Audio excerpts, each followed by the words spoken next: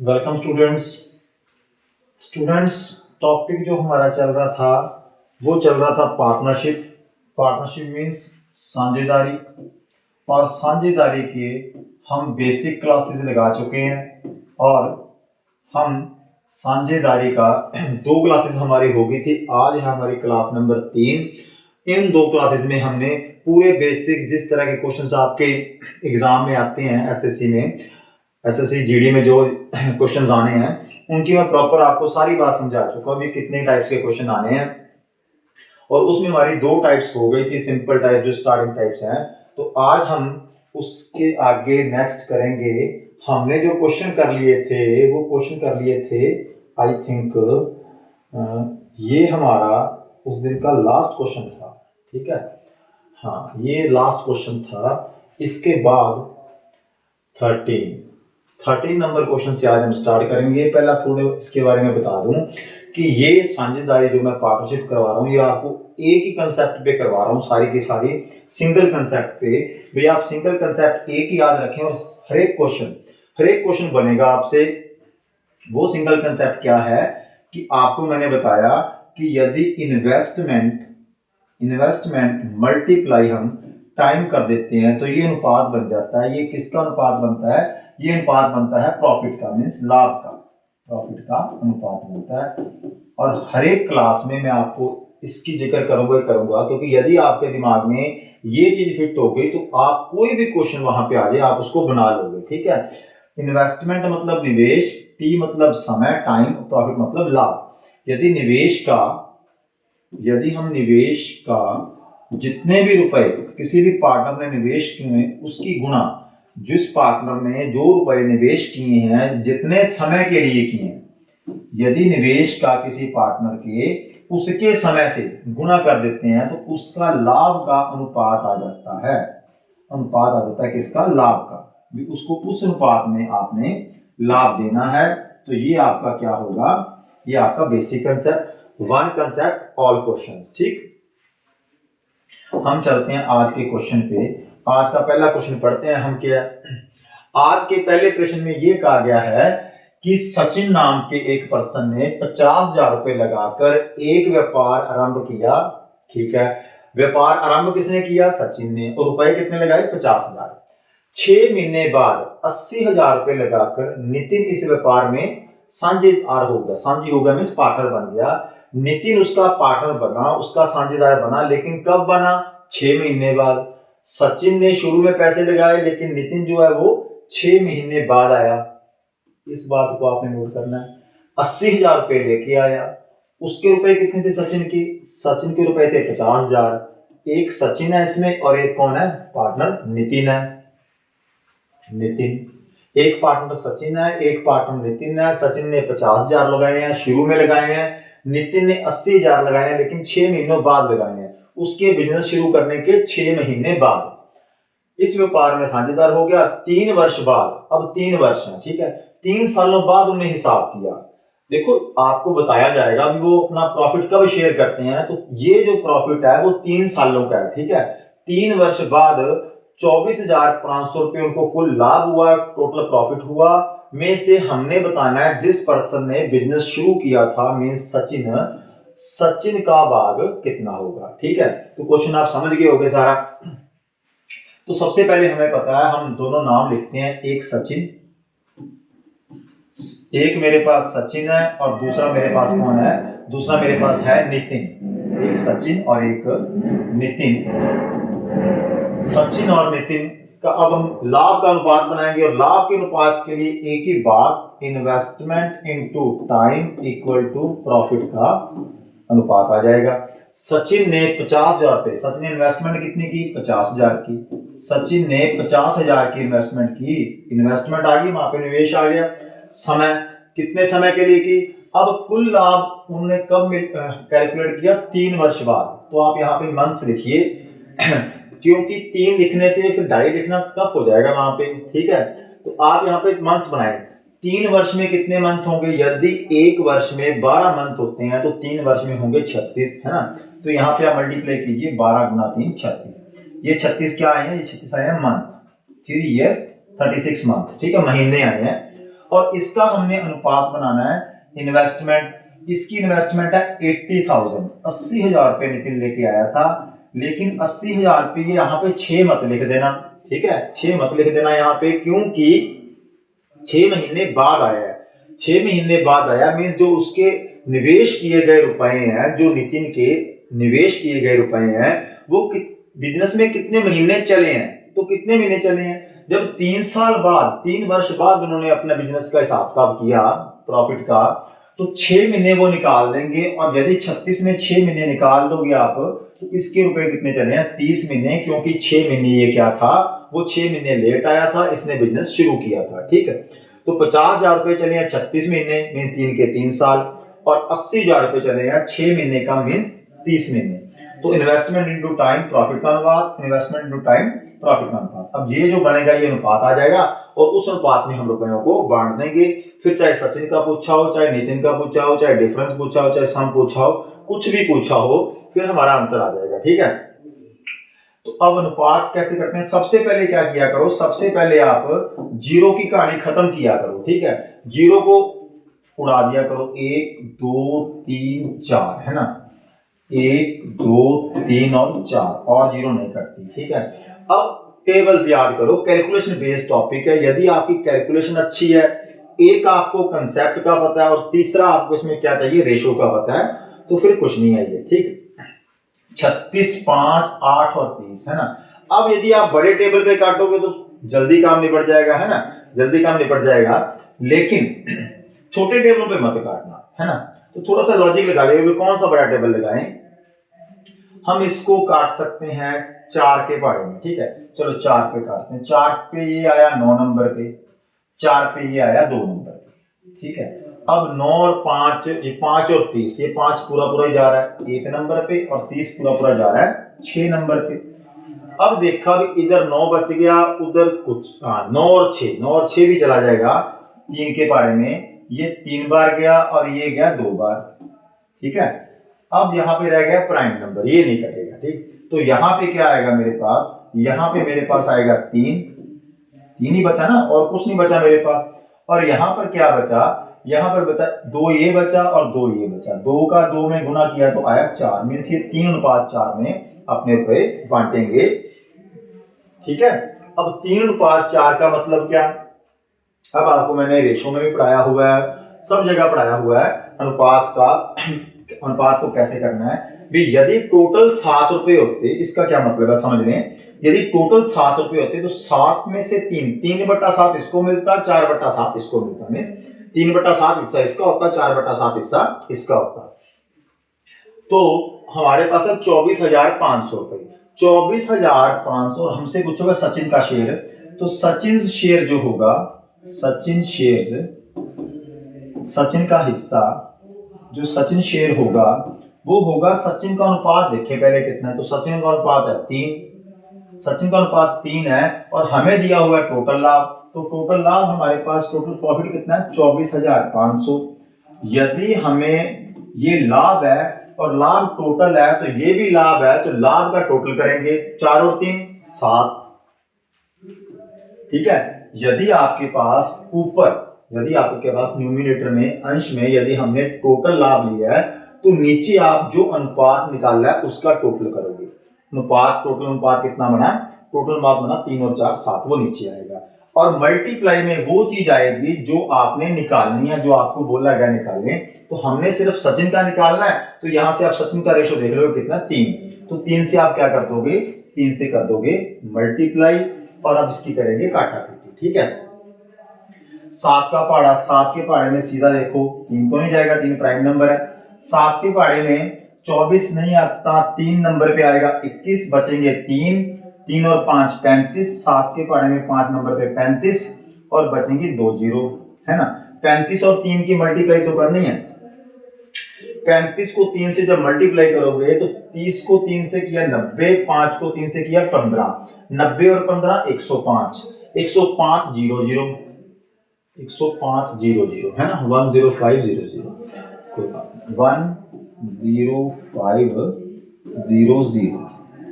ये जो रुपए होंगे ये किसके होंगे, ये रुपए होंगे सचिन के, मीन्स ऑप्शन नंबर 5।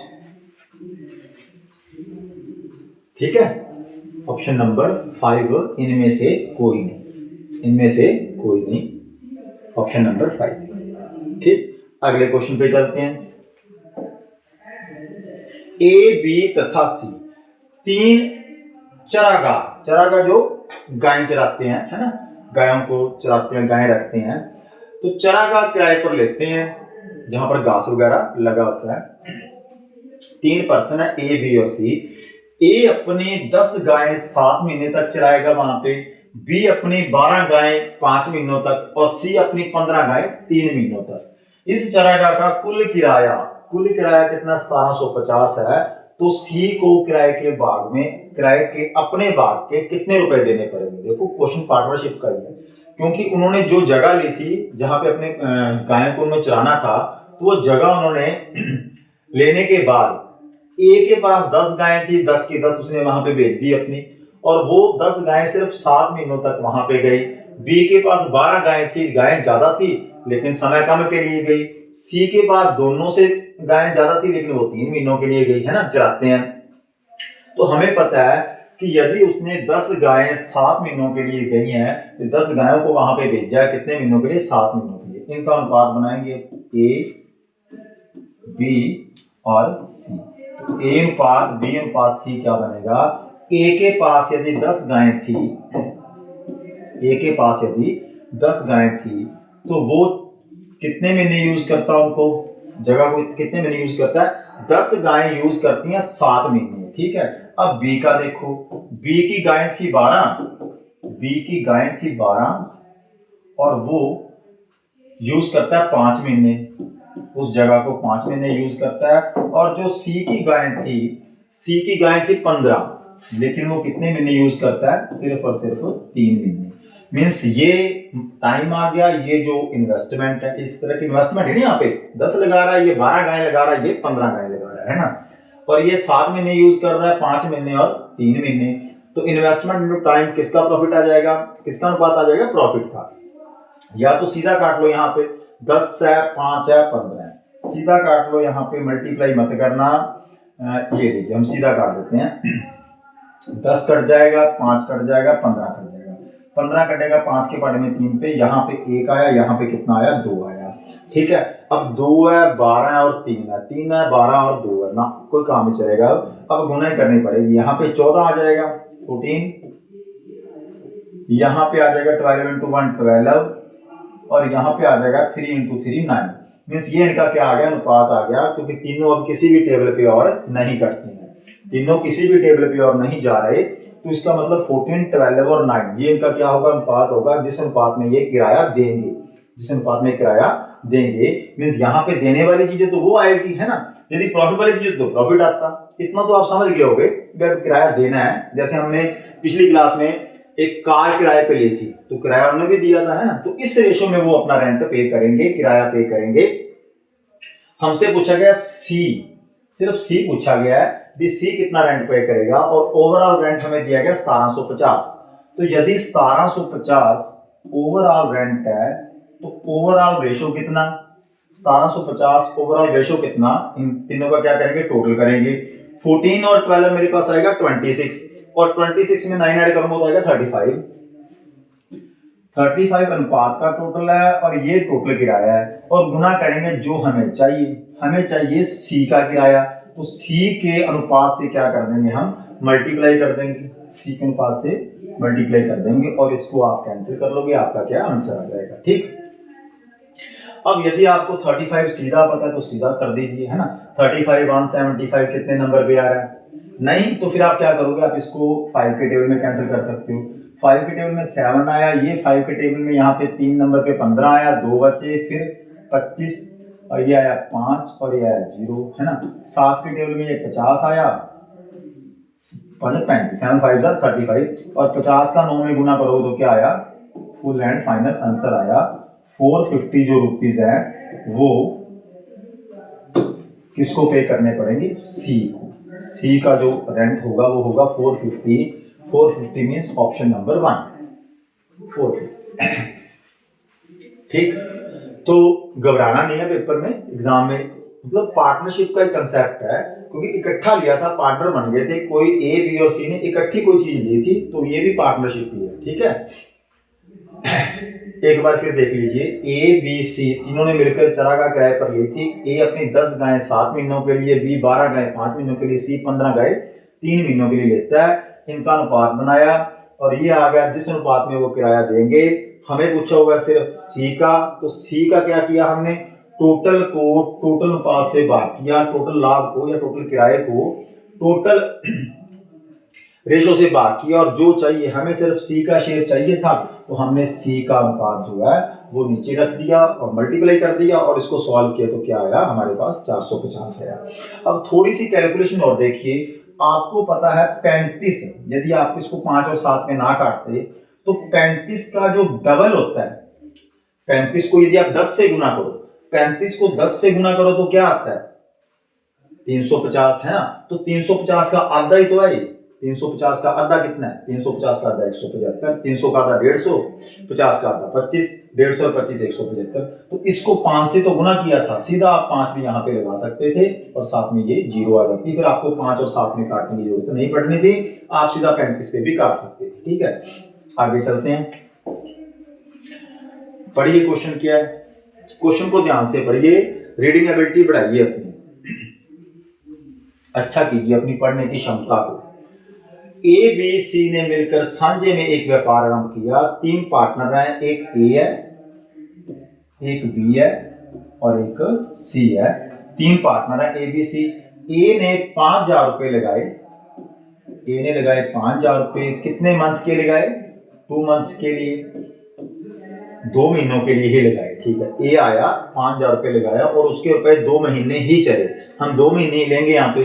बी ने 6,000 रुपए लगाए, ये बी के मैंने रुपए लिख दिए 6,000, और बी के जो 6,000 रुपए है वो 3 महीने चले, तो यहाँ पे सीधा हम क्या लिखेंगे 3 महीने, इन्वेस्टमेंट इनटू टाइम। और सी ने 4,000 रुपए लगाए, सी ने 4,000 रुपए लगाए, और वो जो सी के 4,000 रुपए हैं वो चले 5 महीनों तक, 5 माह के लिए लगाए। मीन्स यहाँ पे इस क्वेश्चन में हमें क्या बताया गया है, इस टाइप में हमें क्या बताया गया है, इस टाइप में ये नहीं बताया गया कि उन्होंने साल बाद किया या जब भी किया होगा ना। लाभ देखो, अब यहाँ पर कुल 960 रुपए का लाभ हुआ है, जब मर्जी हुआ है, क्योंकि इसमें हमें समय सीधा सीधा बता दिया कि 5,000 लगाए हैं तो 2 महीनों के लिए, 2 महीनों के लिए मतलब उसके 5,000 2 महीने ही चले हैं। ठीक, अब इसको 12 में से या किसी में से घटाने की जरूरत नहीं है, क्योंकि एंड में हमने देख लिया, अंत में क्या देखा कि 960 रुपए हैं, और 960 रुपए जो है ओवरऑल बिजनेस प्रॉफिट हुआ, वो कब हुआ हमें नहीं बताया, हमें जरूरत भी नहीं है, क्योंकि ऊपर क्लियर कर दिया कि 5,000 2 महीनों के लिए, 6,000 3 महीनों के लिए और 4,000 5 महीनों के लिए। इसका अनुपात बनाएं और देखें किसका निकालना है। दो, चलो ऐसे मत करो, पहले आप जीरोस कैंसिल करो, सबसे पहले जीरो की कहानी खत्म करनी है। 1 2 3 1 2 3 1 2 3 3 3 तीनों में थी। अब देखिए 5 इधर भी है, 5 इधर भी है, लेकिन 5 यहाँ नहीं है, तो फिर चलेगा 2 2 इधर है, यहाँ पे 6 पे कटा तो क्या आ गया, 2 को 3 आ गया, और यहाँ पे क्या आ गया 2 आ गया। ठीक है, अब 2 3 5 अब नहीं चलेगी बात, है ना। तो अब फुल एंड फाइनल रेशो आ जाएगा, 5 इधर बढ़ा क्योंकि यहाँ पे 1 आया था अनुपात, ये A का अनुपात आ गया, 3 को 3 से गुना करना पड़ेगा, ये B का अनुपात आ गया, और 5 को 2 से गुना करना पड़ेगा, ये C का अनुपात आ गया। तो ये A आ गया, ये B आ गया, और ये क्या आ गया, ये C आ गया। A अनुपात B अनुपात C हमारे पास ये आ गया। हमें चाहिए क्या, हमें चाहिए A का हिस्सा। A का हिस्सा मीन्स हमें चाहिए 5 यूनिट की वैल्यू, हमें चाहिए 5 यूनिट की वैल्यू। 5 यूनिट की वैल्यू तो 960 कुल लाभ है, और इनका कुल किया तो क्या आता है 10 और 9 19, 19 और 5 24, है ना। तो 24 यूनिट की वैल्यू यदि 960 है, 960 यदि 24 यूनिट की वैल्यू है, तो 5 यूनिट की वैल्यू क्या है ना।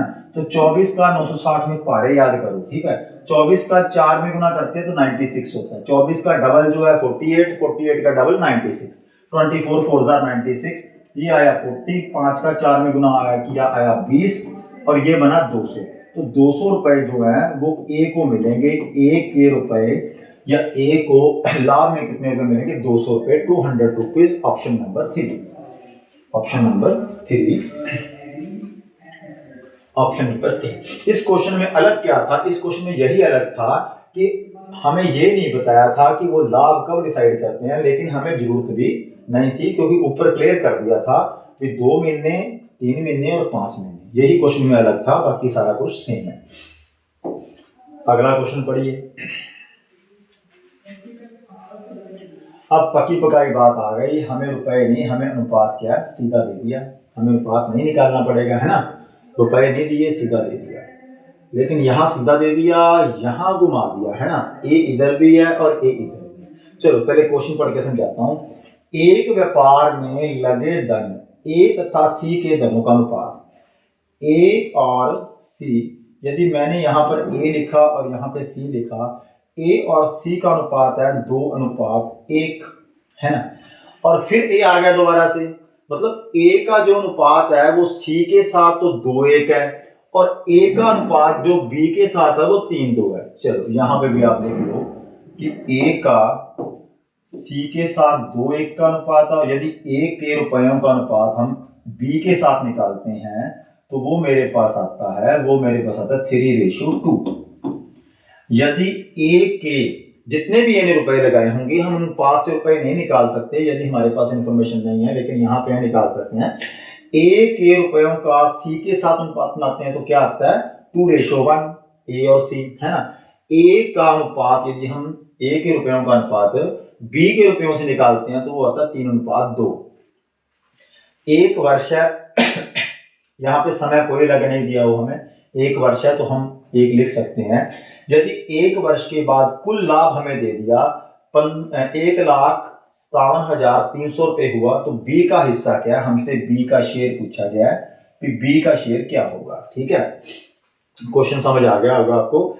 मींस इसमें हमसे क्या है, रेशो को हमें मर्ज करना पड़ेगा, और मर्ज करना मींस 2 से हमें 1, 2 से 1। मैंने बड़ा अच्छा ये टॉपिक समझाया हुआ है, रेशो को मर्ज कैसे करते हैं। हमें इस तरह अनुपात नहीं चाहिए, हमें क्या चाहिए, हमें चाहिए ए अनुपात बी अनुपात सी, ए बी सी चाहिए हमें। ठीक, तो अब देखते हैं इनको मर्ज कैसे करते हैं। तो पहले आप क्या करो, दोनों में कॉमन देखो, साझा कौन है, दोनों में साझा कौन है, दोनों में जो दोनों में आ रहा है। तो रेशो के टॉपिक में मैंने ये अच्छी तरह समझाया था रेशो मर्ज कैसे की जाती है। यहां पे आ गया तो यहां पे भी समझाता हूं। देखिए, साझा जो पर्सन होता है, जो पार्टनर साझा है, वही मर्ज करेगा दोनों को, क्या करेगा, वही मर्ज करेगा। ये एक 2 अलग अलग दिए है ना आपको, 2 से अब क्या होना है, 2 से 3 होना है, 2 से क्या करना है, 3 करना है। एक और सी है, ए और बी है, तो आप क्या करो, जो कॉमन है उसको बीच में रखो, सी और ए को ए सी ए कर लो, ए सी को क्या कर लो, सी ए कर लो। सी यहां पे रखा और ए यहां पे रखा, ठीक है। सी 1 था तो 1 इधर लिख लिया, और ए 2 था तो 2 हमने इधर लिख लिया, ठीक है।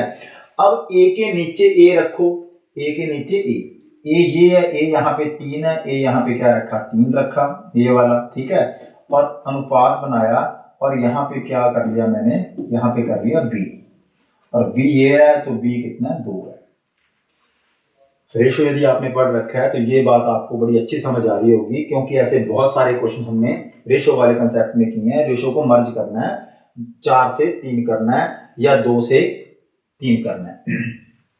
कैसे करते हैं, मैंने सी को सी ए क्यों किया, क्योंकि उधर ए था, ए को मेरे को यहाँ पे चाहिए, और ए के नीचे मैं ए लिख सकूं, ए के नीचे ए, बी के नीचे बी, ये ए 2 बार हो गया था, तो इसलिए मैंने ए को बीच में रख लिया। ये ए इधर भी काउंट हो जाएगा, ए इधर भी काउंट हो जाएगा, ठीक।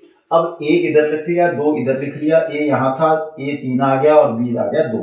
अब आगे क्या करते हैं, आगे देखिएगा ध्यान से, इनको मर्ज कैसे करते हैं, एक रेशो सी ए बी की कैसे बनाते हैं।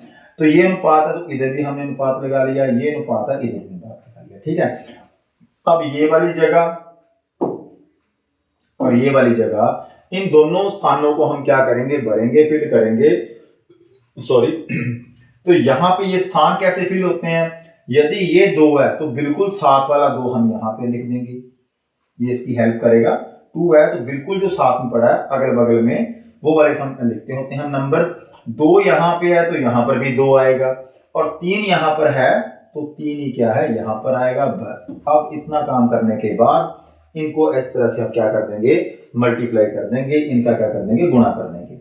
यदि क्रॉस में कोई कटता है तीनों में तो काट सकते हैं, 3 है 3 है, लेकिन यहाँ पे 3 नहीं है, 2 है 2 है, यहाँ पे 2 नहीं नहीं कटेगा। तो 3 की 1 में गुणा की तो क्या आया, 3 आया। 3 की 2 में गुणा की तो क्या आया, 6। और 2 की 2 में गुणा की तो क्या आया, 4 आया। तो अब हमारे पास A का अनुपात, C का अनुपात, C का अनुपात, A का अनुपात और B का अनुपात ये आ गया। ये पहले C लिख लिया, फिर A और फिर B। जैसे ऊपर लिखे हैं, जैसे आपने ये ऊपर लिखे हैं वैसे ही आपको नीचे क्या मिला है, अनुपात मिला है। तो C का अनुपात कितना है, C को कितने यूनिट मिला है, 3 यूनिट। B को कितने यूनिट मिला है, B को मिला 4 यूनिट। और A को कितने यूनिट मिला, 6 यूनिट। ठीक है, तो लाभ का अनुपात हमारे पास आ गया। समय यहाँ पे था नहीं इसलिए कोई फर्क नहीं पड़ा हमें, है ना। तो हमें चाहिए B का। तो B का यहां से ध्यान से देखो, B का अनुपात कितना है, 4 है। मीन्स हमें 4 यूनिट की वैल्यू चाहिए। जो यूनिट की वैल्यू चाहिए वो नीचे, नहीं सॉरी 4 यूनिट की वैल्यू चाहिए ना हमें दी कितने की है पहले वो देखिए। हमें दिया किसका हुआ है, दिया हमें गया टोटल। क्या दिया गया, टोटल दिया गया, कुल लाभ दिया गया। तो यदि आपने कुल लाभ 15,000 1,57,380 1,57,380 यदि टोटल लाभ है तो टोटल अनुपात कितना बनता है, 6 4 10 और 3 13। टोटल कितना बनता है, 13 बनता है। तो 13 यूनिट की वैल्यू है ये। कितने यूनिट की वैल्यू है, 13 यूनिट की वैल्यू ये है। 13 टोटल अनुपात में प्रॉफिट है और 13 यहाँ पे टोटल लाभ कितना है, 157,380। हमें जो चाहिए उससे हम क्या करेंगे, मल्टीप्लाई करेंगे, गुणा करेंगे। हमें बी का चाहिए तो सिर्फ आप बी उठाओ यहां से, और तीनों में देखो बी कहां पड़ा, लास्ट में पड़ा 4। तो हमें 4 यूनिट की वैल्यू चाहिए। इसको आप सॉल्व कर लोगे, आपका आंसर आ जाएगा। काटते हैं, 13 का पारा पढ़ना पड़ेगा। ठीक है, तो 13 एकम 13 बचे कितने, 2। 2 आए तो 2 और 7 27 बने। 13 का पारा में 27 नहीं तो 26 आएगा 2 नंबर पे। बचा 1, 1 और 3 13। ये क्या बचा, 13 एकम 13, 2 बचे, 14 नंबर 2 27, 13 26, 1 बचा, 1 बचा तो फिर बना 13। 13 एकम 13 कहाँ पे गड़बड़ हुई है, 1 2 1 48 400 आएगा है, 157,300 है। क्या है, 00 है। मैं लिखने में गलती कर गया, आप मत कीजिएगा। यहाँ पे क्या है, 00। ठीक है, यहाँ पे 00 था ना, मैंने गलती से वहां पे क्या लिख लिया, 8। अब देखिए 13 एकम 13, 2 बच्चे 27, 13 26, 1 बचा, 1 और 3 13, 13 एकम 13 मीन्स 00 है जहां का वैसे आ जाएगा। इसका गुणा करेंगे तो 120 का 4 गुना होता है 480, 480 और 4 484। मीन्स ऑप्शन नंबर क्या आ जाएगा, 3 आ जाएगा। बी जो हमारा पर्सन है उसको 484,000 रुपीज मिलेंगे जो हमसे पूछा गया है। ये किसका आया है, ये आया बी का। बी का शेयर आया है, कितना आया है, 48,400 रुपए, ऑप्शन नंबर 3। इस क्वेश्चन में बेसिकली ये रेशो का ही क्वेश्चन है, पार्टनरशिप में कन्वर्ट कर दिया इसको। रेशो को क्या पूछना चाहता है आपसे, भी रेशो को मर्ज कैसे किया जाता है, ये मैं समझाने के लिए यही तरीका यूज करता हूं। और बहुत सारे तरीके हैं, यदि आप इसकी प्रैक्टिस की होती तो आप सीधा भी कर सकते थे। ये रेड को छोड़िए, अब आप सीधा कैसे लिखते, 1 की 3 में गुणा 3 आया, 3 की 2 में गुणा 6 आया, 2 की 2 में गुणा 4 आया। ठीक है, सीधा भी हम इसको लिख सकते थे। आगे चलते हैं, पढ़िए क्वेश्चन क्या है। मोहित तथा सुमित 66,000 तथा 84,000 रुपए के निवेश के साथ बिजनेस शुरू करते हैं। ठीक है, आप लिख लो पहले, एक मोहित है और एक आपके पास है सुमित है। मोहित को मैंने एम से लिख लिया, सुमित को मैंने एस से लिख लिया। नाम के पहले अक्षर से लिख लिया ताकि मेरे को समय वेस्ट मेरा ना हो। एम मतलब मोहित है, एस मतलब सुमित है। मोहित ने लगाए हैं 66,000 और सुमित ने लगाए हैं 84,000। निवेश किए हैं मतलब इन्वेस्ट किए हैं, ये इनका अनुपात होना चाहिए। यदि वर्ष के अंत में उन्हें 11:9 में लाभ मिला तो एक बात और कर सकते हैं इसमें, यदि हमसे ये पूछा गया तो ऐसे कर लेते हैं। इसका मतलब तो यही है ना, ये लीजिए। अब हमें क्या है, अब हमें लाभ का अनुपात क्या है, दिया हुआ है ना, लाभ का अनुपात दिया हुआ है। तो आप ऐसे लिखिए, मोहित, ऊपर मोहित है और नीचे कौन है, सुमित है ना, मोहित अपॉन सुमित। तो मोहित को मिले 66,000 और सुमित को मिले हैं 84,000। मोहित का कितने समय चला हमें नहीं पता, हमसे पूछा गया है समय अवधि का अनुपात। जब भी समय वाला क्वेश्चन आ जाए तो इस तरीके से लिख लीजिए, ठीक है। जब भी समय पूछा जाएगा इस तरीके से लिख लीजिए, है तो ये भी अनुपात ही ना, ऊपर लिख लिया नीचे लिख लिया। अब मोहित का टाइम हमसे नहीं पता, मोहित का टाइम हमें नहीं पता, T1 कर लिया। मोहित के रुपए जितने समय चले उसको क्या कर लिया, T1 कर लिया। और जितने मंथ चले किसके, सुमित के, तो सुमित का हमने T2 कर लिया। Investment into time, investment into time, तो आपको शुरू में समझा रहा हूं कि इन्वेस्टमेंट इनटू टाइम क्या आता है, लाभ का अनुपात। इन्वेस्टमेंट इनटू टाइम लाभ का अनुपात, और लाभ का अनुपात हमें दिया हुआ है, उन्होंने वर्ष के अंत में 11:9 में रुपए बांटे। वर्ष के अंत में 11:9 में रुपए बांटे हैं। तो यदि 11:9 में रुपए बांटे हैं तो हमने वही बेसिक कंसेप्ट लगाया भाई, जो इन्वेस्टमेंट होती है उसकी टाइम में यदि मल्टीप्लाई करते हैं तो किसका अनुपात आता है, प्रॉफिट का। तो ये सारी इन्वेस्टमेंट है उसकी टाइम से मल्टीप्लाई कर दी, इक्वल टू क्या आ गया, प्रॉफिट का रेशो आ गया, जो अब हमें दिया हुआ था। ठीक, तो अब हमसे क्या पूछा था, टाइम का अनुपात क्या होगा, तो इसको सॉल्व कीजिए, टाइम का अनुपात आ जाएगा आपके पास। ठीक है, तो अब हम इसको यदि कैंसिल करें, मीन्स मोहित ने कितने समय के लिए लगाए हैं और दूसरा कौन है, सुमित ने कितने समय के लिए लगाए हैं। लेकिन यहाँ पे समय नहीं आएगा एग्जैक्ट, क्योंकि एग्जैक्ट क्या आएगा, यहाँ पे समय का अनुपात आएगा, क्योंकि उधर आपको रुपए दिए नहीं है प्रॉपर, यहाँ पे रुपए दिए जाते तो एग्जैक्ट समय आना था। यहाँ पे अनुपात दिया गया है, किसका अनुपात, लाभ का अनुपात। यदि यहाँ पे लाभ का अनुपात है तो यहाँ पे समय का अनुपात आएगा, समय की रेशो आएगी। तो कैंसिल किया 0 0 0 0 0 0, ठीक है। और ये 11 का भाग सीधा जा रहा है 6 में, है ना, 6 का भाग सीधा जा रहा है 84 में, तो 14 इधर बचा, 9 इधर बचा, कैंसिल होते हैं, तो इस 14 को उधर ले जाएंगे, इधर क्या बचेगा, T1 अपॉन T2, मीन्स पहले का अनुपात, पहले के समय का अनुपात अपॉन दूसरे के समय का अनुपात। पहला कौन है, मोहित, और दूसरा कौन है, सुमित। तो मोहित के समय का अनुपात अपॉन सुमित के समय का अनुपात, जो हमसे पूछा गया है समय के अवधि। तो 14 को 1 से गुना करेंगे, यहाँ पे एक ही था, 14 को 1 से गुना करेंगे 14, और ये 9 तो नीचे पड़ा ही है, ठीक है, इधर कुछ नहीं बचा था, 9 नीचे रहने दो, इस 14 को आप उधर ले जाओ, 1 से करो मल्टीप्लाई, तो ये आपका क्या होगा, उनके समय अवधि का क्या आ जाएगा, अनुपात आ जाएगा 14:9। Option number 3 number option. तो यहां से टाइप चेंज हुई है, यहां से आपसे क्या पूछा गया है, समय पूछा जाएगा। ठीक, कितने समय के लिए कौन आया था कौन गया था। आगे चलते हैं, अब ये भी समय वाला क्वेश्चन है। रेशो को लिखने का तरीका चाहे ऐसे लिख लो चाहे ऐसे लिख लो, बात एक ही है।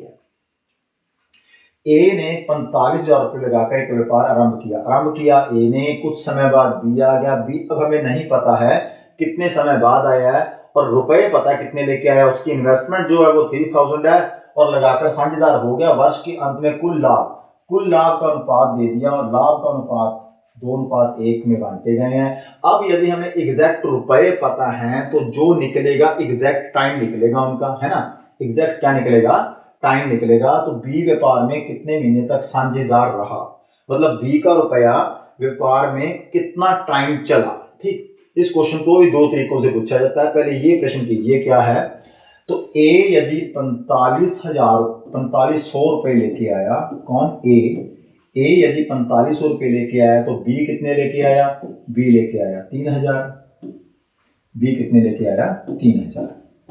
ये ए के रुपए, ये बी के रुपए, ठीक है। और 45,000 रुपए इन्वेस्टमेंट है दोनों की। मैंने आपको बताया कि यदि इन्वेस्टमेंट को टाइम से गुना करेंगे तो इसका टाइम हमें नहीं पता, इसका टाइम पता हमें। बिजनेस ए ने आरंभ किया था और वर्ष के अंत में, है ना, वर्ष के अंत में, इसका मतलब जो ए का टाइम है वो तो पूरे का पूरा 12 महीने ही है। एक वर्ष मतलब 12 महीने। आप यहाँ पे 12 लिखना, 1 मत लिखना, ठीक है, क्योंकि दूसरों के महीने हैं फिर गड़बड़ हो जाएगा। आप हमेशा मंथ्स में चलना। वर्ष के अंत में कुल लाभ इतना हुआ, अब यहां से हमें ये नहीं बताया अभी ए के रुपए कितने बार महीने चले, तो ऑटोमेटिक है यदि ए, ये तो अंडरस्टूड बात है, यहां से समझनी पड़ेगी हमें कि वर्ष के अंत में यदि कुल लाभ इस अनुपात में हुआ है, मीन्स हमें कहने का हमें लाभ का अनुपात दिया हुआ है 2/1। 2/1 मीन्स हमें पता है ए ने बिजनेस आरंभ किया था 4500 रुपए से किया था, तो 4500 की गुणा हम करेंगे 12 में, और बी 4500 की गुणा 12 में होगी, और बी बी जो हमें वो नहीं पता, मतलब हमें टी निकालना है फिर यहाँ पे, बी का ही तो टाइम निकालना है हमें, बी का ही हमें टाइम निकालना है, बी का टाइम हमें पता नहीं, लेकिन इतना पता है जो लाभ का अनुपात होता है वो क्या होता है, इन्वेस्टमेंट इनटू ए का टाइम, इन्वेस्टमेंट इनटू बी का टाइम। ठीक है, तो बी को जो समय लेगा, इसको आप सॉल्व करोगे तो आपके पास ये टी की वैल्यू आ जाएगी।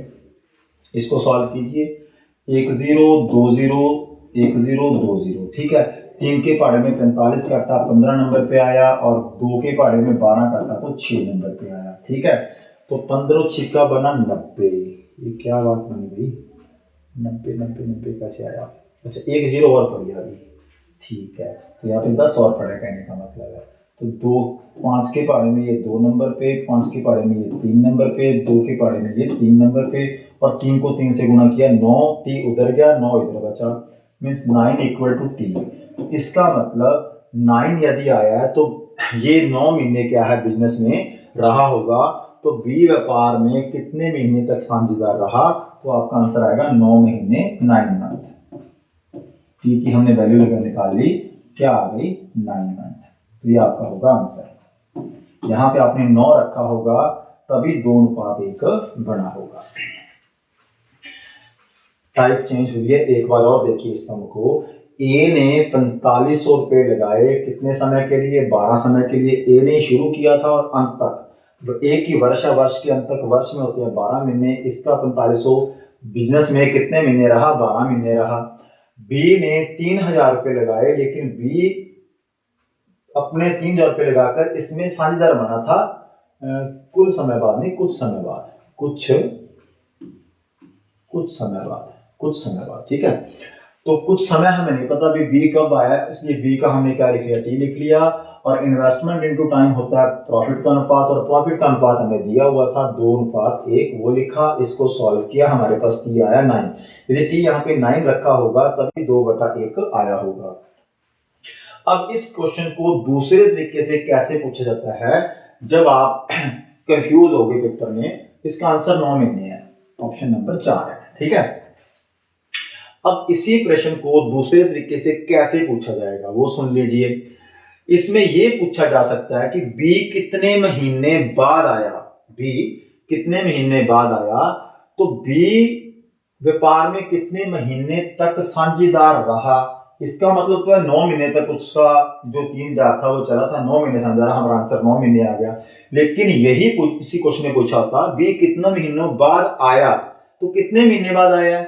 यदि पूरा उन्होंने लाभ 1 वर्ष बाद किया है, कुल लाभ 1 वर्ष के अंत में किया है, और बी साझेदार रहा है 9 महीने, 9 महीने साझेदार रहा है, तो कितने महीने बाद आया फिर वो, कितने महीने बाद आया फिर वो आया 3 महीने बाद, क्योंकि 12 महीने टोटल बिजनेस चला है ना, तो 9 महीने तो रहा वो, तो आया कब होगा, 3 महीने बाद ही आया होगा। ठीक है, फिर आंसर आएगा 3 मंथ्स। क्वेश्चन आएंगे फिर आपको पता चल जाएगा। ए तथा बी ने मिलकर सांझे में मींस पार्टनरशिप में एक व्यापार शुरू किया, और पकी पकाई चीज आ गई है ना, तो खुश हो जाया करो देख के भी, अब हमें अनुपात बनाना नहीं पड़ेगा।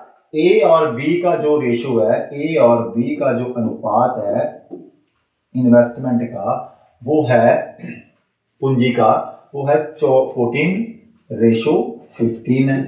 ठीक है, ये होगी इन्वेस्टमेंट, दोनों की इन्वेस्टमेंट की रेशो। अब देखते हैं कि टाइम की क्या कहानी है। यदि उनके वार्षिक लाभांश का अनुपात है 7:6, चलो इसको हम भी ऐसे क्यों लिखना है ना, इसको हम वैसे ही लिख लेते हैं। तो यदि ये 14 है ए और बी है 15, और ए का और बी का हमें समय नहीं पता है, तो हम क्या करते हैं, ये लाइन लगाई हमने, हमें पता है इन्वेस्टमेंट को टाइम से मल्टीप्लाई करने पे आता है लाभ आता है, तो लाभ का अनुपात है 7 और इधर लाभ का अनुपात है 6, 7:6। ठीक है। अब यदि उनके वार्षिक लाभांश का अनुपात 7:6 हो तो ए ने अपना धन 10 महीनों के लिए निवेश किया हो तो बी ने अपना धन कितने महीनों के लिए निवेश किया। ए ने अपना धन 10 महीनों के लिए निवेश किया हो तो बी ने कितने महीनों के लिए निवेश किया।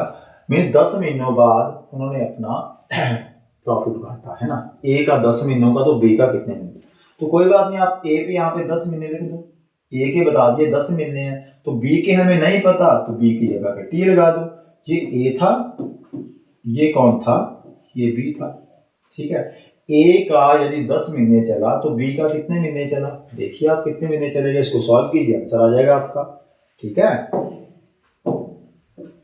7 के टेबल में यदि 14 को कैंसिल करते हैं तो वो आता है 2, 7 2 14। 7 पे 14 पे 2 आया, 2 आया तो ये 10 पड़ा है, 10 को 5 से कैंसिल कर सकते हैं, यहाँ पे 2 बार आया। 5 के पहाड़े में यदि 2 बार आया तो ये 5 के पहाड़े में 3 बार आया, है ना। अब कुछ और कैंसिल होता है क्या, ये देखिए 3 पड़ा और 6 पड़ा, ये क्या आया, 2 आया, है ना। तो 2 इधर टी है, इधर 1 है, इसको इधर गुना कीजिए, टी आ गया, और ये 2 इन दोनों से गुना हो जाएगा, 2 का क्यूब ही तो बना, 2 का क्यूब मीन्स 8। यदि हम यहाँ पे टी की वैल्यू 8 रखेंगे तभी ये अनुपात बनेगा। इसका मतलब 8 महीने आपका क्या होगा, आंसर होगा ऑप्शन नंबर 3। तो ये थे समय वाले क्वेश्चन। जब आपसे किसी की इन्वेस्टमेंट का समय पूछा हो और इन्वेस्टमेंट आपको दी हो और लाभ का प्रॉफिट भी, लाभ का अनुपात भी, प्रॉफिट का अनुपात भी आपको दिया हो, प्रॉफिट की रेशियो दी हो।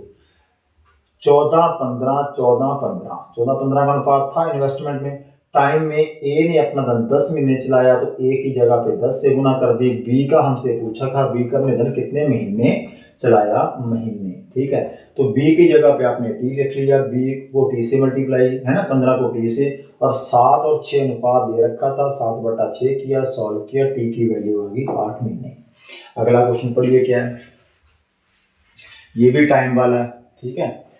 ए ने 21,000 रुपये लगाए, यदि ए ने 21,000 रुपये इन्वेस्ट किए, इनका टाइम देखेंगे कितना है। बी ने कितने किए, बी ने किए 36,000 रुपये, तो इन्वेस्टमेंट इनटू टाइम। अब टाइम हमारे पास नहीं है दोनों का। यदि वर्ष के अंत में लाभ दोनों का बराबर बराबर है, लाभ दोनों का बराबर बराबर है, तो बराबर बराबर लाभ का मतलब आप समझते होंगे, अनुपात। अब ये मत सोचना भी सर यहाँ पे लाभ का अनुपात तो दिया नहीं, है ना। ए ने यदि 21,000 रुपये, यहाँ पे ए है और यहाँ पे कौन है, यहाँ पे बी है। ए ने 21,000 रुपये लगाकर एक व्यापार आरंभ किया था। अब इसको देखिए, आरंभ यदि ए ने किया था, कुछ महीनों बाद बी आया, तो ए और लाभ ये जो एक वर्ष बाद बांटा है, लाभ वर्ष के अंत में उन्होंने लाभ बांटा है, तो ए के रुपए 12 महीने चले होंगे। यदि ए के रुपए 12 महीने चले हैं और बी के रुपए हमें पता नहीं कितने महीने चले हैं, तो वही तो पूछा गया हमें, बी के जो महीने हैं, बी कितने महीने बाद। चलो अब इसको रुको एक बार, कितने महीने बाद साझेदार बना, तो हमें पता है भी ये तो 1/1 है। ये अनुपात प्रॉफिट का आपको दिया हुआ था, क्योंकि दोनों का भाग बराबर है, प्रॉफिट में दोनों का जो अनुपात है वो बराबर है, तो जितना इसको लाभ मिला उतना ही लाभ इसको मिला। इसका मतलब ये है बराबर भाग का, दोनों का भाग क्या बराबर है, जो मर्जी रख लो, क्या बनेगी रेशियो 1:1।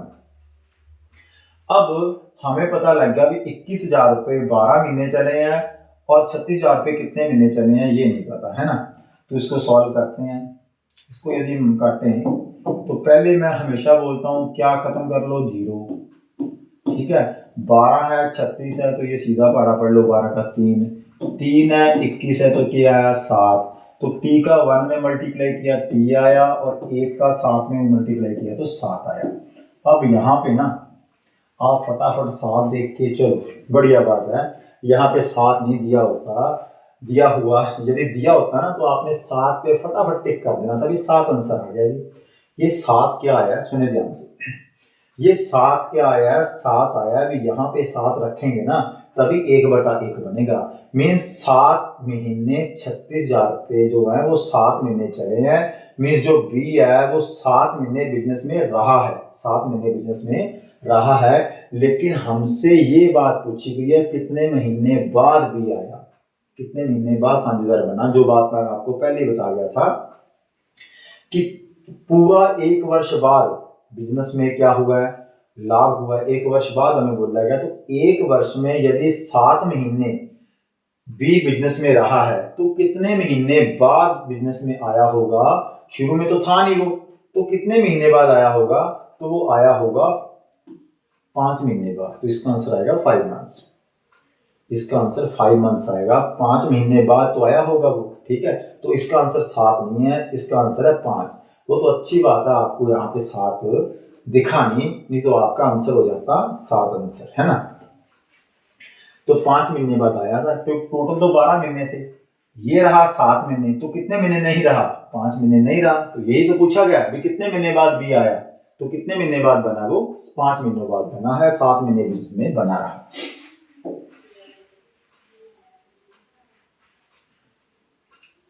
ए ने 85,000 रुपए लगाकर एक व्यापार आरंभ किया। ए ने 85,000 रुपीज लगाए, तो 85,000 तो लगाए भाई ए ने, और कुछ महीनों बाद बी आया। चल बाद में देखते हैं, पहले बी के रुपए लिख लें, क्योंकि रुपए जब आते हैं ना फटाफट रुपए लिख लिया करो, है ना। जब भी आपके पास रुपए आ जाए ना तो फटाफट उसको अंदर किया करो पहले, बाकी बातें बाद में लिखा करो, ठीक है। तो यहाँ पे जब मैंने रुपए देखे ना, तो मैंने अपने रुपए तो एक तरफ किए पहले। बी ए ने शुरू किया था, कुछ महीनों बाद कौन है, बी आया है। तो ए ने शुरू किया था और एक वर्ष बाद उन्होंने अपना लाभ बांटा है, तो ए के रुपए तो फिर 12 के 12 महीने चले होंगे। यहाँ पर ए है, यहाँ पर कौन है, यहाँ पर बी है। ए के शुरू किया था तो ए के तो 12 महीने आएंगे, ए का चलेगा 12 महीने, ठीक है। तो धन चलेगा, इन्वेस्टमेंट हुई, टाइम 12 मंथ्स। और बी का हमें नहीं पता, जो कि हमसे पूछा गया है, वो बाद में देखेंगे क्या पूछा है, ठीक है।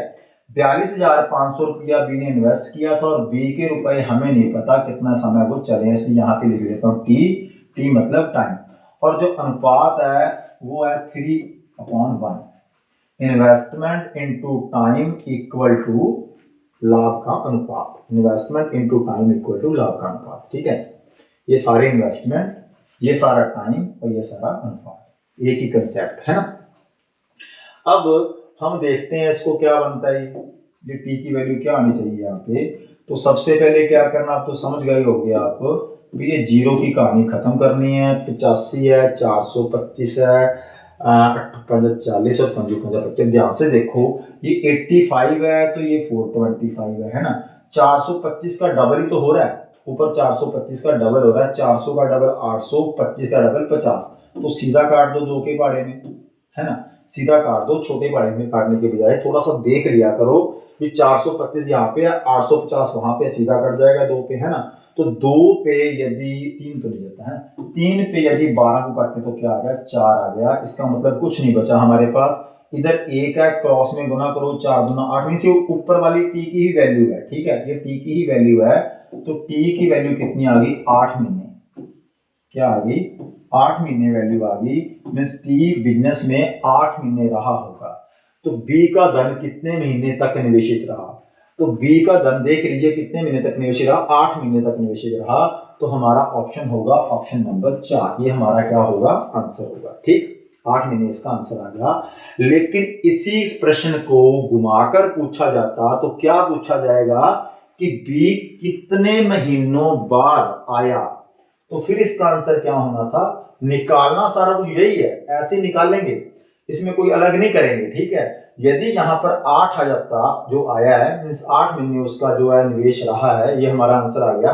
लेकिन क्वेश्चन में ये कहा जाता कि बी कितने महीनों बाद आया, तो फिर आपको पता ही आपका आंसर क्या आना था, 8 महीने यदि वो बिजनेस में रहा है, 12 महीनों के बाद उन्होंने अपना लाभ बांटा है, तो फिर कितने महीनों बाद आया होगा, फिर इसका आंसर होगा 4 मंथ्स। 8 महीने रहा, इसका मतलब 4 महीने वो बाद में आया होगा। जो कुछ महीने पूछ जाते, कुछ महीने नहीं था, तो वो कितने महीने नहीं था, वो 4 महीने बिजनेस में नहीं था, 4 महीनों बाद आया था, क्योंकि ऑप्शन वो भी पड़ी है 4 महीने, ठीक है। पढ़िए क्वेश्चन, चलो इसको बाद में देखें क्या। यहां से टाइप फिर चेंज हो गई, चलो करते हैं। ये आज का लास्ट प्रश्न है। अब इसके साथ के प्रश्न आएंगे। अब टाइप्स जो हैं थोड़े समय इसमें मैंने आपको शुरू बताया भी इस पार्टनरशिप की जो ज्यादा टाइप्स नहीं बनती हैं, तो बड़ी मुश्किल से इसकी 2 क्लासेस और लगेंगी। ठीक है, तो सांझे में एक व्यापार में ए कुल पूंजी का 1/6 भाग 1/6 समय के लिए, बी कुल पूंजी का 1/3 भाग 1/3 समय के लिए और सी पूंजी का शेष भाग पूरे समय के लिए निवेश करता है, तो 4600 रुपए के कुल लाभ में बी का भाग कितना है। अब कहोगे सर ये क्या हो गया जी, है यहाँ पे ना तो समय दिया हुआ है जी और ना ही हमें इन्वेस्टमेंट दी हुई है। ठीक है, लेकिन हमें ये दिया हुआ है कि 4600 रुपए जो है वो कुल लाभ हुआ है, टोटल प्रॉफिट, और बी का भाग कितना है। तो ऐसे क्वेश्चन में सारा कुछ आपके पास पका पकाया है। यदि आपको फ्रैक्शन का मतलब पता है, तो फ्रैक्शन वैल्यू का मतलब पता है, जो मैं परसेंटेज में बताता हूं। ठीक, अब देखिए, तो इस प्रश्न को आप बहुत सारे मेथड से कर सकते हो, लेकिन सबसे आसान मेथड यही है कि आप समय और इन्वेस्टमेंट जो हमें चाहिए, यहाँ पे इन्वेस्टमेंट और समय, इसको आप कुछ मर्जी मान सकते हो। ठीक है, आपकी मर्जी है, जो मर्जी मान लो, आंसर बहुत सारे तरीकों से आ जाएगा। जो भी मान लोगे ना आपका, वो आपका आंसर आ जाएगा। देखिए, सांझे में, चलो आपको कुछ भी मान के, क्या 2 मान के करवाता हूं। सांझे के एक व्यापार में एक कुल पूंजी, जो भी टोटल पूंजी रही होगी ना, उस पूंजी का 1/6 भाग लेके आया है ना, 6। चलो हमने मान लिया कि जो टोटल इन्वेस्टमेंट थी, जो कुल पूंजी थी, कुल पूंजी लिखते हैं, जो कुल पूंजी थी, जो कुल पूंजी थी, सही है क्या, ये देखिए, जो कुल पूंजी थी वो आप 6 ही मान लो, नीचे 6 दिया हुआ है, 6 मान लो, यहाँ पे 6 है, कुल पूंजी का ये 6 मान लो, तो टोटल पूंजी कितनी थी, 6, है ना। और समय भी क्या है, 6 3 चल जाएगा काम। तो समय भी क्या मान लो आप, कुल समय, क्योंकि यहाँ पे समय के लिए 1/6 समय के लिए जो कुल समय था वो 6 था। कुल पूंजी भी 6 मान ली, कुल समय भी 6 मान लिया। ठीक है, कुल समय भी आपने क्या मान लिया, 6 मान लिया, इक्वल टू 6। इसको करो बीच में खत्म, क्योंकि नीचे देखा मैंने 6 है ना, तो कुल पूंजी 6 मान ली, इसकी पूंजी 6 और समय के भी नीचे 6 अच्छे, और 3 देख लिया, 3 में 6 का भाग जाता, मीन्स मैंने 3 इधर 1/6 भाग था पूंजी का, इधर 1/3 था, तो 3 और 6 का एलसीएम मान लिया। 3 और 6 का जो इकट्ठे किसी नंबर पे आते हैं, तो 6 जो है 6 के बारे में भी आता है और 6 3 के बारे में आता है, इसलिए मैंने 6 मान लिया, है ना। आप 12 मान लो, 18 मान लो, 24 मान लो, कुछ मर्जी मान लेना, और इसको निकाल के देखना, आंसर आपका फिर भी यही आएगा, क्योंकि हमने तो अनुपात ही बनाना है। ठीक है, जितना बड़ा मानोगे उतना बड़ा अनुपात बन जाएगा, और कटने के बाद फिर यहीं पे पहुंच जाओगे। अब यदि एक ए है, एक बी है और एक क्या है, सी है। अब देखिएगा ध्यान से, यदि ए कुल पूंजी हमने मान ली 6 रुपए, है ना। यदि ए जो है वो कुल पूंजी का 1/6 लेके आता, अब यदि कुल पूंजी ही हमने 6 रख ली, तो 6 का 1/6 ए लेके आया है, तो इसका मतलब पूंजी वो इन्वेस्टमेंट कितनी लाया, 1। इन्वेस्टमेंट कितनी लाया, 1। ये तो एक ही इन्वेस्टमेंट। अब निकालते हैं ए का टाइम, और 1/6 पूंजी का भाग, पूंजी को हमने निकाल लिया, अभी 1 ही लेके आया है, 6 का 1/6 क्या आ गया, 1 आ गया। समय हमने 6 मानना था और 1/6 समय के लिए लाया है, तो 1/6 समय के लिए लाया है, तो कुल समय 6 था, 6 का 1/6 जो हुआ वो भी 1 हुआ, है ना। तो इन्वेस्टमेंट 1 थी और समय भी क्या आ गया, 1 आ गया। ठीक, समझ आई बात। उसके बाद बी का क्या किया, कुल पूंजी का 1/3 भाग 1/3 समय के लिए। अब यहां पे आया था ए, अब यहां पे बी का हिसाब करते हैं। बी की इन्वेस्टमेंट है 1/3, ए की इन्वेस्टमेंट 1/6 थी, तो बी की इन्वेस्टमेंट कितनी है, 1/3। यदि बी की इन्वेस्टमेंट 1/3 ना, कुल पूंजी की 1/3 कुल पूंजी की, और कुल पूंजी तो हमें पता है कितनी है, 6 है। यदि कुल पूंजी 6 है, कुल पूंजी का 1/3 बी ने इन्वेस्ट किया है, तो बी ने फिर कितना इन्वेस्ट किया है, 2। बी की इन्वेस्टमेंट कितनी आ गई, 2, और बी का समय निकालते हैं। ये क्या था, टाइम था, कुल समय था ना, तो ये किसका टाइम आ गया था, ये ए का टाइम आ गया था। अब यदि बी का टाइम निकालना है तो आपको पता है भी 6 यदि कुल समय था और कुल समय का 1/3 समय, तो 1/3 समय तो फिर क्या आया बी का समय? बी का समय आया 2। यहां पे मैंने बात की है समय की।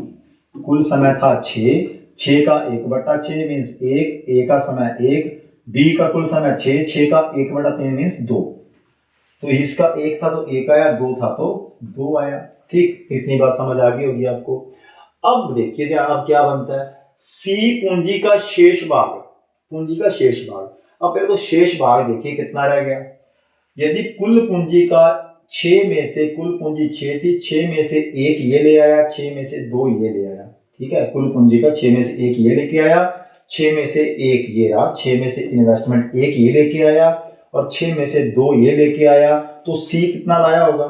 सी लाया होगा 6 में से 2 और 1 3 चले गए तो क्या बचा बाकी? शेष भाग। तो शेष भाग पूंजी का बचा क्या? 2 और 1 3 चला गया, बचा क्या? 3। तो सी क्या लाया होगा? 6 में से 3, 1 और 2 3 यहाँ पे पूरा हो गया, बाकी 3 कौन लेके आया? सी लेके आया। और कितने समय के लिए लाया? पूरे समय के लिए। पूरे समय मीन्स जो टोटल समय था, कुल समय के लिए उसका रुपया लगा। तो कुल समय तो हमने क्या माना था? 6 ही माना था ना। यदि ये 1 रुपया 1 महीने के लिए लाया, ये 2 रुपए 2 महीने के लिए लाया, ये बचा हुआ मीन्स 2 और 1 3, टोटल 6 था, 3 हो गया था, बचा हुआ 3 और ये पूरे समय के लिए लेके आया। पूरा समय कितना है? हमने पूरा समय माना था 6 मीन्स 6 महीने, आप इसको कह लीजिए 6। तो ये आपका क्या बनेगा? अनुपात बनेगा। तो ये आपकी फुल एंड फाइनल रेशो बन जाएगी। ठीक है, 1 गुना 1 1, 2 गुना 2 4 और 3 गुना 6 18। तो इस अनुपात में वो अपना प्रॉफिट शेयर करेंगे। हमसे पूछा गया 4600 रुपए का कुल लाभ था। यदि 4600 रुपए का कुल लाभ था और हमारे पास लाभ का कुल प्रॉफिट कितना आया है? 23, है ना।